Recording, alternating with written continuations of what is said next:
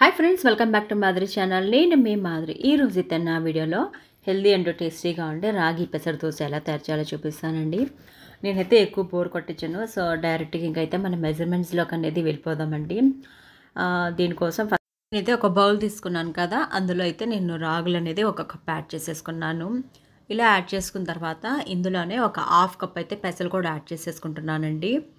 ఇవి యాడ్ చేసుకున్న తర్వాత ఒక పావు కప్పు మినపప్పు కూడా యాడ్ చేసుకున్నాను. అలాగే పావు కప్పు బియ్యం, ఇవన్నీ యాడ్ చేసేసుకున్న తర్వాత ఒకసారి జస్ట్ నార్మల్గా వాష్ చేసేసుకొని ఇదైతే మనం నానబెట్టుకోవాలండి ఒక 5 అవర్స్.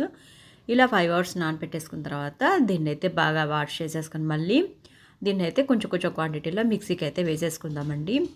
ఇలా మిక్సీకి యాడ్ చేసుకునేటప్పుడు ఇందులో అయితే నేను పచ్చిమిరపకాయలు, అల్లం అనేది యాడ్ చేసుకున్నాను. కొంచెం స్పైసీగా ఉంటే బాగుంటుంది అనేసి.